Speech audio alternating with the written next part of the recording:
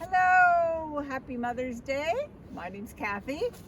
Instead of our usual pancake brunch and wildflower tour that we would have here at Circle R, we're coming to you virtually. And we've been watching the forest and the leaves, and with the arrival of spring, things are changing day to day. And we want to share some of these signs of spring with you today. Alrighty, hello folks, my name's Joni. I'm going to be part of the tour as well here as we go through our forested area, special forested area, which is called the Carolinian Forest, which it is a special life zone. It truly starts in the east coast in United States, wingles its way up here into Ontario. And just to give you an idea, we have Lake Huron, Lake Erie, Lake Ontario. Here's Windsor. It's this dark band going along. So Windsor, London, keeps going on up and spreads around here. And this area is called the Carolinian Forest. So let's start walking along. We're going to be able to tour you as we go and show you lots of the exciting things in springtime, because it is a very exciting time for us, for the plants. Because, as we can see, there are no leaves in the trees right now. So that means that sunshine is coming right down onto the surface here, which is producing and allowing the wild flowers that we see right now to burst up, and just the color and the beauty is fantastic. And it is just very interesting time of year, because within now, while there's no leaves that are out there, to when the leaves do come out, and it will be a big canopy of leaves here and very shady. It's really, these wildflowers basically bloom, they pollinate, they set their seeds. All that happens before then the leaves come out, and the sunlight is not able to get down to them to help them grow and do their life cycle thing. And then once it's shady, I mean, the planting itself dies back a bit. It's still there, but it's almost unnoticeable compared to what we see right now in this 4 to 6 week window that we really want to share with you. So Jeremy's gonna, hi Jeremy. Hey, what's up? Gonna start with the tour. We're gonna bounce back and forth with all of us, jumping in with all sorts of information. So here we go. Well, first plant I'd like to show you guys is this green leafy plant down here in the swamp, which is called Skunk Cabbage.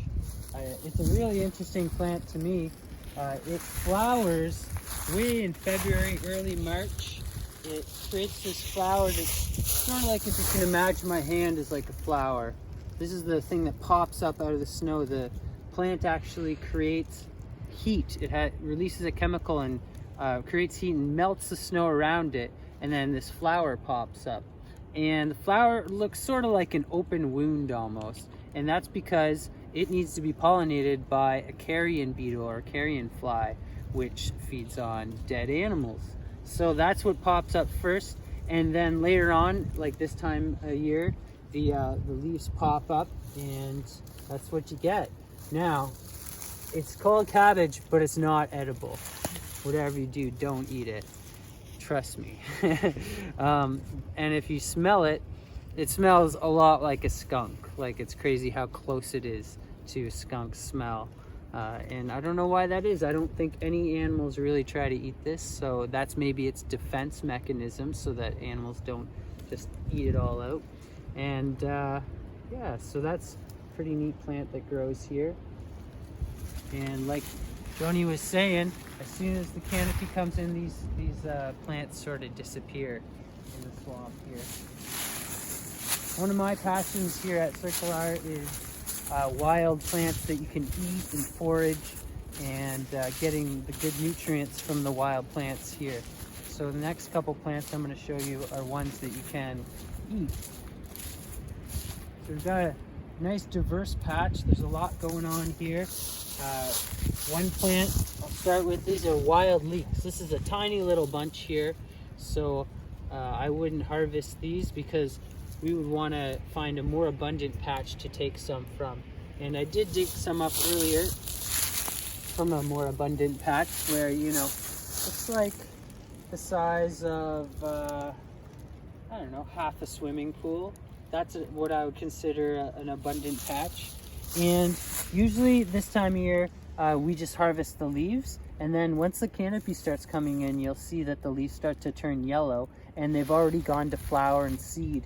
And that's the best time to dig up the roots. So you can sort of see the size of the roots right now, but they get a lot bigger after they've had time to go to seed and propagate themselves. It takes a long time for them to grow from seed. I've heard up to 10 years for those seeds to germinate. So that's why we consider it a bit of a precious plant, and especially if you're going to go harvest it, you want to know the land and know the area where you're going, so that you don't take too much and the plant doesn't get a chance to come back. Another plant in amongst these here is called wild ginger. It's got these beautiful heart-shaped leaves and it's hairy looking. And like I was talking about, the skunk cabbage is pollinated by a carrion beetle.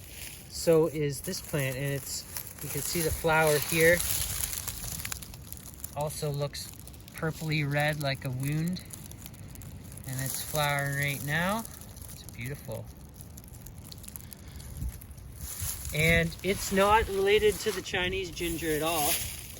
And I can show you, I dug up a little bit of root here. That's what it looks like.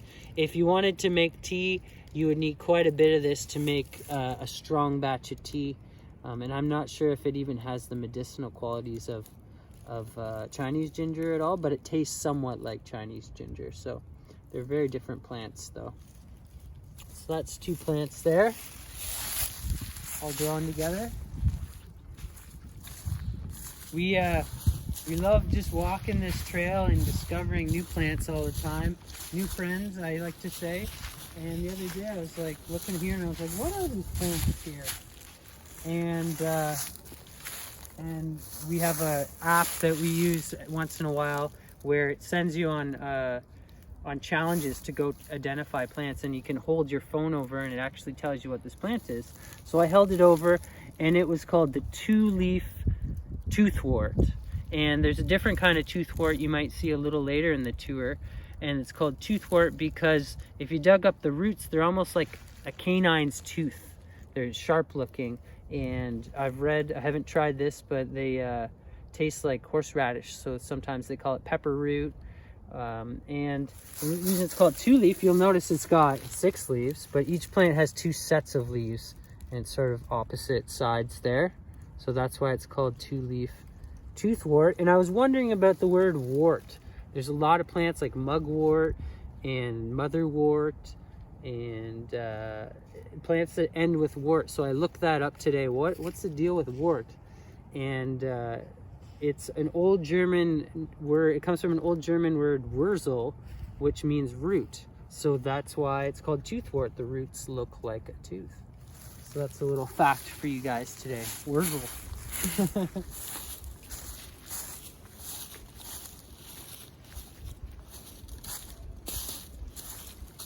And the next plant I'll show you is a little cluster here.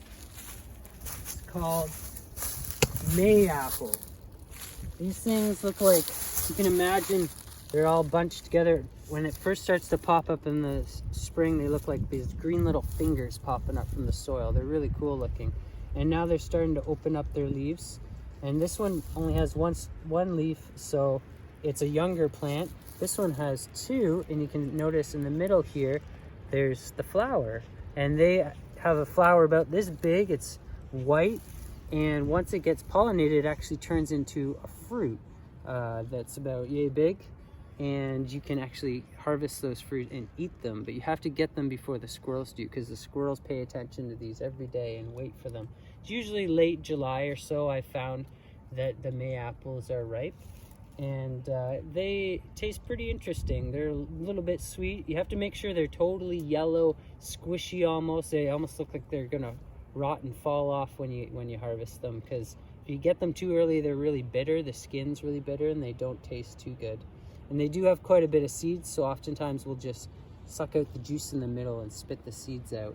So that's May apple there. Another beautiful edible plant on the land here. And maybe as we go through the tour, we noticed a couple years ago they tend to grow in these clusters that are like a big circle, almost like the plant is a leaf shapes are a big circle. So you might be able to notice that as we go about our hike here.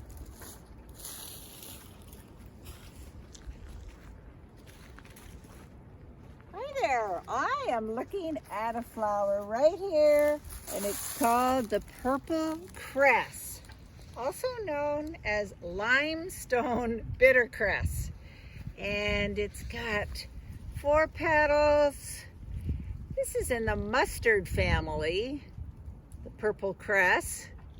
The blooms grow in a bit of a cluster on top of a long stem. The leaves are kind of arrow-shaped, little lobes.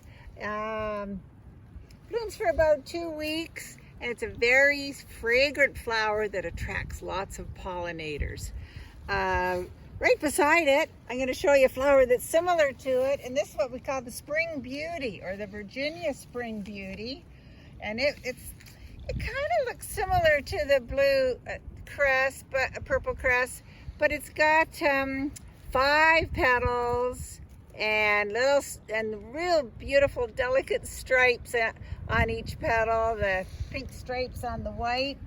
It's a real early bloomer. We see that the spring beauty all over the place in city parks and roadsides and wetlands, and it's been used. Apparently the Iroquois and the Algonquins boiled up the root to eat like potatoes, that sort of thing.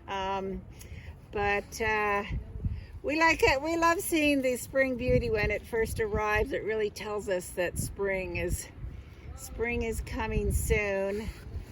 I'm also going to show you something called the dogtooth violet here, also commonly called the trout lily. And when you look at the leaves, they resemble the brook trout, the kind of that mottled gray and greenish kind of brown. It kind of looks like a trout. So we call a common name for that one is the trout lily, another early bloomer. But yeah, 2 leaves at the bottom that come out when you see the flower. The flower closes up at night, then it comes out again in the daytime. Ants disperse the seeds. They're attracted to the flower, and they disperse the seeds around the forest floor. Lots of additional applications of the trout lily that have been used by settlers and natives. We're coming up ahead here to beautiful patches of the spring beauty we'll see throughout our walk. Some of the flowers we identify along here we see the whole way along our trail. Let's see. Alrighty, well look what we found in the woods. We have found my mother, Millie Russell, and she is in the woods here because this is one of her favorite places to be, and in the outdoors and in nature, and she truly is the originator of this Wildflower Walk. So Millie, we're going to let you talk a little bit to the folks that have joined us here today for our virtual tour. Well, in 1965, my husband and I bought this piece of property. Unfortunately, he's passed away, but we've got this lovely spot so in remembrance of him. And we bought it so that we could have a boys and girls camp, not even thinking about plants. But one day John said, "Look at all the white flowers out there," which turned out to be trilliums. And then the more we looked, the more we found.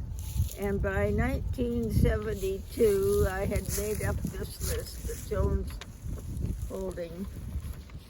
And I asked anybody and everybody that came on the property, "What is this?" Oh, the sign fell off because it's so old that it's kind of... Right, so this is what you created, the wildflowers here that you located, the date, starting on April 12th, April, May, June, when they bloomed, when you saw them, and just identifying them and enjoying them as you learn about them. Actually, they're earlier than this now, but I don't know whether that's every year, but we've got earlier This here's May 10th dates here. to Yeah. them. Yeah. Yeah.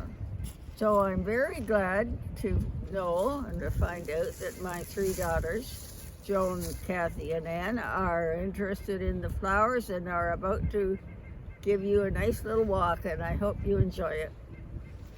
All righty. Thanks, Millie. Okay.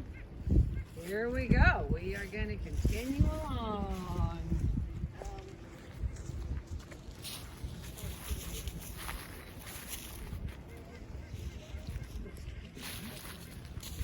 Okay. Well, we continue down the trail here. Noticing all the greenery. A lot of different ones. There's not many different ones in here right now than what we've already spoken about. And as you go along, you can see mayapple. Nice big. It's interesting how the mayapple, you can see they're in clumps. You know, you wonder why are they there and why aren't they 10 feet along the way there? But in the forested area, it's a little bit damper, swampish area in the middle of the woods. We're pointing in there, and you'll hear the beautiful grove of the mayaples.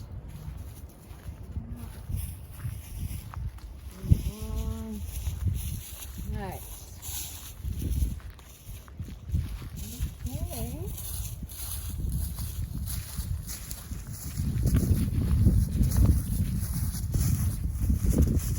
Talking a little bit more in depth up the way, but we recently discovered some red trilliums, a lovely little patch right here. We have our red trilliums, or they actually have another name called a wake robin, and we do have some red.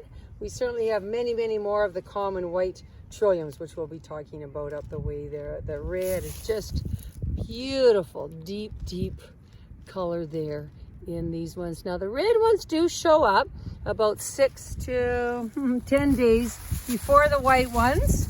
We'll tend to see the bloom of the red trillium a little bit earlier than the white ones, but I think we're fortunate that some white ones have already decided to come on out. We'll be able to show you up the way here. Yeah. Just looking at a lot more spring beauty here, and down here. Alrighty, so another plant that we'll see probably throughout the walk, but there's a little patch of it here. This is what we call is bed straw, and it's actually a square. I'm gonna just pull a little one here that's got a square stem, and its leaves are really unique here. It's in a little whorl, we call that goes all the way around. Now the bed straw will actually stick to you, and they say in pioneers, when the pioneers used this plant to actually make a mat or a bed or something to sleep on. So we'll see, is it going to stick to me? There we go, it is sticking to me. So it sticks to you, and it's a neat plant of the bed straw. So we're going to continue on.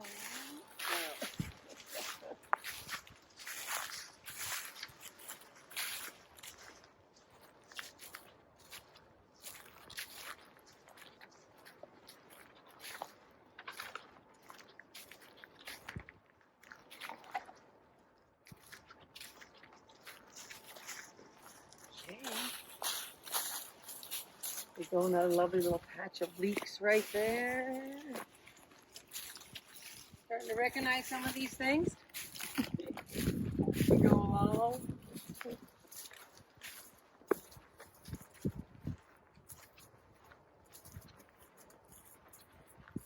So up here we will be seeing some trilliums. We have, as I mentioned, lovely patches of white trilliums, which is the common trillium that you'll see. We have some of the red trilliums, and the main ones that we have here at the ranch. Here's some, here's another red one that's kind of nodding here. Little red one here that you can see that it's all in threes. So we have the three kind of diamond-shaped leaves here that are together on the one stem, and then comes up to this part here. Here's the petals of the flower. These are the sepals of the flower there. And we also have some pink ones that are here too. Now you have to be careful on that because the red ones will eventually turn pink as they grow and get older, but there are some specific trilliums that are called the pink trilliums as well.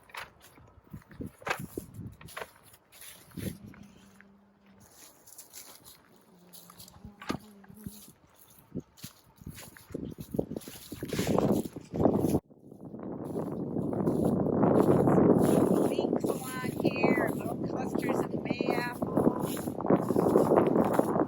All right, so this is an interesting stump I would like to point out to everybody here. Okay, lots of chips on the bottom here. Now, what do you think is doing that? Well, we have many woodpeckers in our Carolinian Forest here. We have a couple different types. We have the small downy woodpecker. We have the red-bellied woodpecker. If we're fortunate enough, we have sometimes even seen a red-headed woodpecker. Probably here is actually, though, the pileated woodpecker. Very large woodpecker. And being large, having a large bill, he's pecked his way and enjoyed some of the bugs and so on in this stump right here. So it's kind of neat to see that. We've been watching that slowly disintegrate as he enjoys his. I just found. Looking around on the side of the trail, I just saw this little skull at the base of a tree. You can sort of see the bottom where the little teeth are, and then I would think it's a rodent where the big teeth, big chompers would have been. My guess, it's a squirrel skull. Another cool find in the forest.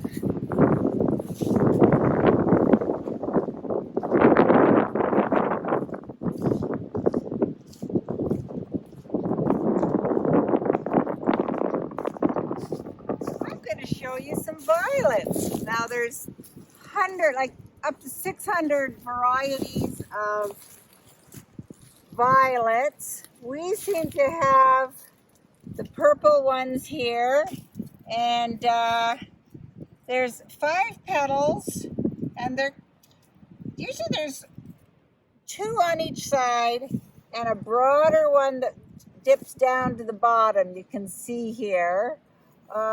We also have the yellow ones, like they're real dainty little things here. Here's a cute little yellow violet here. Violets grow all over the world. They range in color from purples, lavender, blue kind of shades, and they have a very unique, like there we are again, that kind of the 5 petals with the 2 out the side and one out the bottom.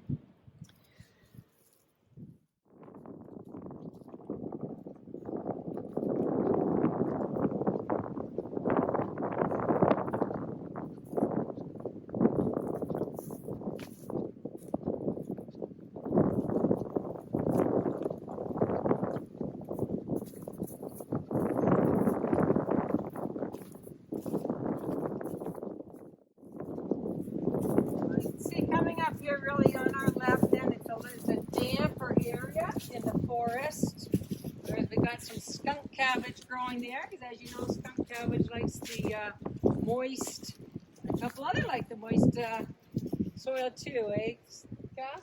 It does. And another tree that likes the damp kind of sort of a marshy area is called the spice bush. It's also commonly called common spice bush, northern spice bush. It's in the laurel family, and it likes the rich, loamy, marshy soil like we just talked about. And It's got a real aromatic, kind of a citrusy, a citrusy smell, and lots of settlers and Native Americans did make teas and different things out of the stems and the flowers, and this is the flower. It comes out before the leaves. It flowers like this, and then in a week or so, then the leaves will come out, and then over the summer,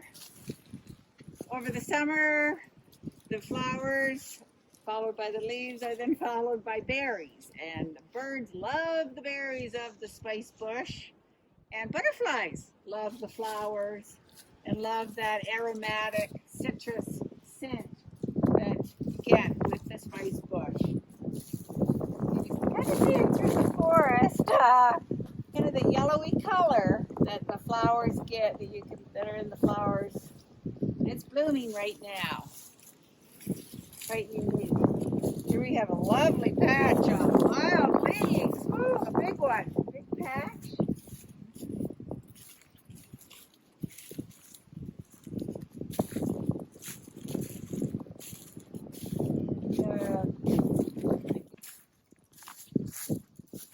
This one we haven't seen yet along route, and this is actually what we call is false mermaid. And it is a very dainty plant, as you can see there. You can see how the leaves, they look like on a stem. And again, they're just coming to seed there right now. Within this hillside here, which is facing south, we do see a difference in our wildflowers. What comes up, maybe, days and days ahead of others than on the north side where we were just in the wind there. So we can pick out a few that we know there, Kathy. Yeah. I'm going to show you a Jack in the Pulpit. This is a fun spring flower here. That is actually the leaf, or the hood. The hooded floral leaf is green when it's young, and it kind of curls over there, over the salix. Is that got its name because it looks like Jack in the Pulpit. As it's green when it blooms, and then it gets kind of a purplish color underneath the hood there. And it does like the bogs and the swamps, and blooms April through June. And then this flower actually turns into a clump of really brilliant red berries over the summertime. Again, the birds love the berries, and Jack in the Pulpit.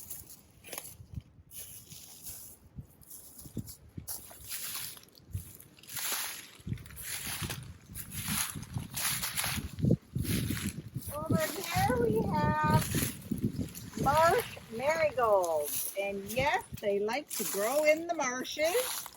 They're in the buttercup family. They're also called kingcup. That's another common name. And yeah, they bloom right from April through to August. And they usually have 5 petals, but sometimes it's somewhere between 4 and 9. And they're a brilliant, different shades of yellow. Beautiful yellow color that we see along the edge of the marshlands that we have here. And then I think if you can see them up close, there's like lots of stamens, like 50 and 100 stamens in the middle of those petals. Yeah, there's a difference. Some of them have 5, some of them have 6 petals. But yeah, those are marsh marigolds that often grow in amongst the skunk cabbage down where it's damp.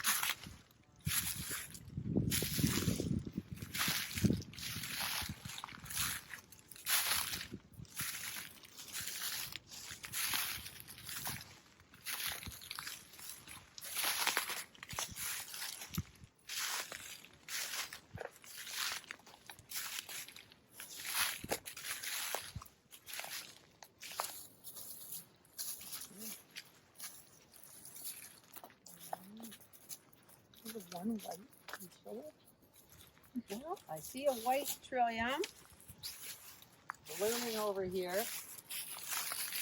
We are quite surprised we haven't seen more white trilliums, folks. But here is a beautiful white Trillium there. Again, it's so identifiable, and it is Ontario's emblem. And look who's right next door here. And you can just see, it's kind of neat. I'll get out of the shadow. You really see that the white does hold its flower, its head up more than the red Trillium, which just tends to bend over. And that's how they grow. There we go. They really are an exciting flower in the forest, though. We love seeing those, love welcoming the Trilliums back. Yeah.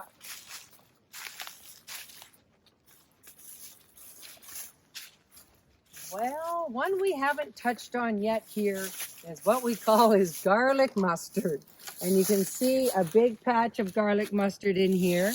You can see the shape of its leaves there. And look at how many seeds that this one plant will produce.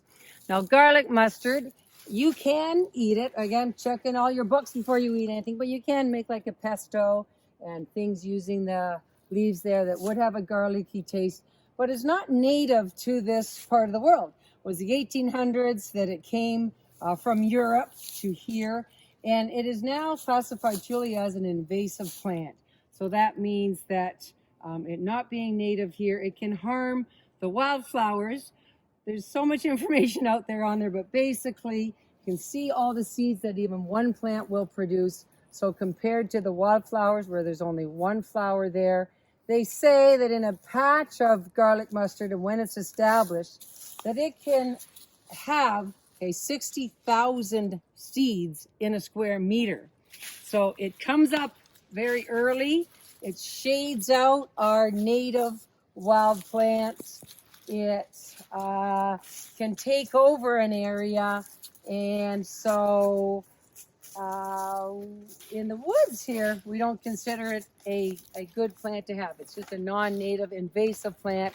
Once it's established, it's very difficult to remove as well. So we have a lot of it here, and we do our best to try to keep it away as best we can. Different methods for that as well. Oh, look at Loon, you got your jack there. Well, I just wanted to look back at the spice bush here. It's kind of pretty. The sun is hitting the flowers there, and it's really quite colorful. There's some beautiful things.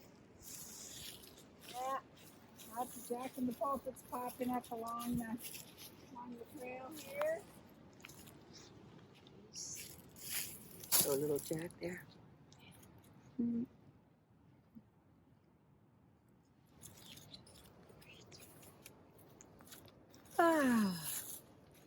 I think we could maybe just walk along and enjoy the walk, enjoy the view for just a minute or two here as Rachel finds the beautiful plants.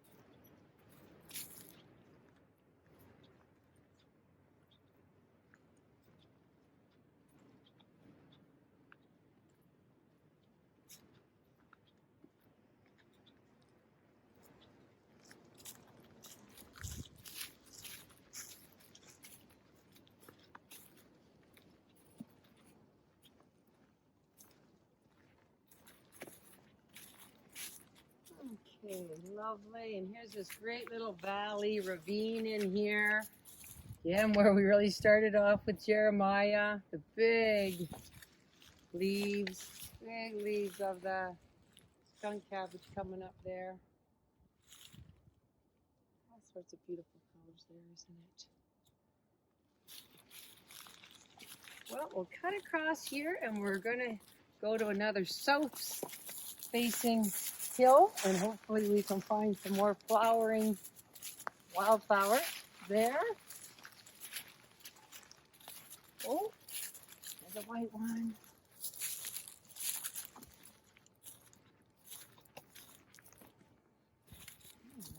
Yeah.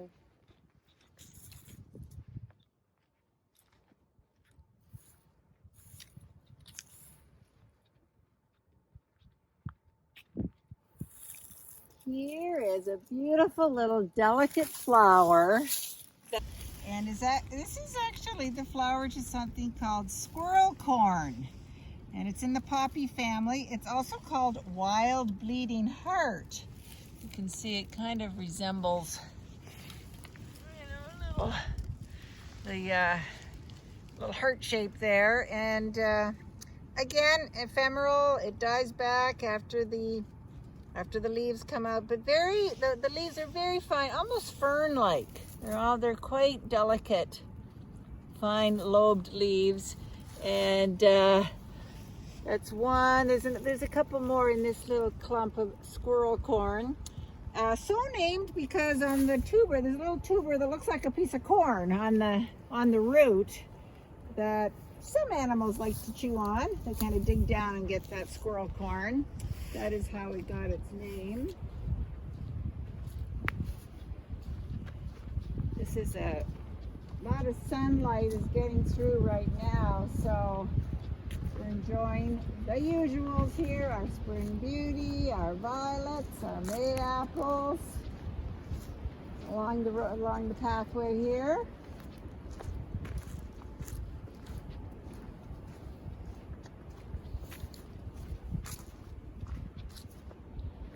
As it gets warmer here, everybody, it looks like our white ones are starting to appear on this little bit of a hill here that we have. So we have some whites that are coming out to say hello. It's a great little hill here. You can recognize your white ones. You've got your ginger. There's that one there that we saw on the start of it. That's a great one with the flower very unique with the flower right down on the ground. And we have a couple white trilliums that have a variance of some green in them. And this is one of our finds. Rachel found it. We do not, I don't know, we might have 4 or 5 that have a green variance to them there, which is just a uniqueness to, oh, you know what, this might even be considered a pink. You see this was a little bit pink in there? And I think there might be, is there a bug in there? Doing its thing. I think there might be. We might have a bug doing its pollinating duties. Nice. A number of the white trilliums along here.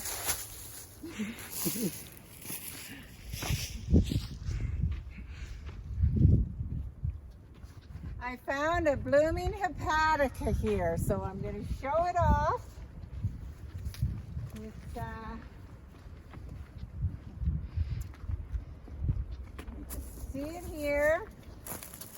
That is a hepatica, distinguishable by the kind of a little fine hairy stem here that goes up to the leaves and the flower. It's in the buttercup family. It's also called liver leaf or liverwort. Somebody thinks the 3 lobes on the leaf resemble our liver. That's kind of an older leaf, but yeah, the leaves have 3 lobes. And here's another one over here. The 3 lobes. This one's just the 3 lobes there. There's an older one where you can see. Yeah, apparently at one time they thought it helped cure some liver ailments, and it's got a beautiful, fresh, delicate scent. The insects and butterflies love the hepatica. Another very early bloomer in the spring. We see the hepatica come up with the spring beauty and the early throat lilies and so on. I'm glad I found that one because they're almost over with. They're so early in the spring. You sometimes even see them poking up in the snow. They bloom so early in the spring that then they're gone after a couple of weeks. They open right up full on a sunny day, and they sometimes close down a bit. Oh, here's a white colored one. We have sort of white colored ones and purple. Again, you can kind of see that lobed leaf. And yep, there's hepatica. A couple of them left, but kind of finished up for the year. Alrighty, so one other patch here. Again, it's always exciting to find here's the red trilliums there again. And again, it's neat. They do nod over. That's how they do it. And a little bit, I bet if you pan with your eyes, you can start to see the white trilliums coming up as well. Just look fantastic. Enjoy that view there. And we have one more that Kathy's going to show you there. This is called a bloodroot. Very distinctive leaf. Big lobed, kind of a wide leaf there. This particular clump is unique because we have some with the flower blooming. Some of the plants of the flowers still blooming. And then we also have them, they've gone to seed. This is what it looks like when the flower is finished with and the seed. The seed is comes after the flower has dropped its petals. You can even see underneath over here where the petals have dropped down on the ground. A few spots here around the plants.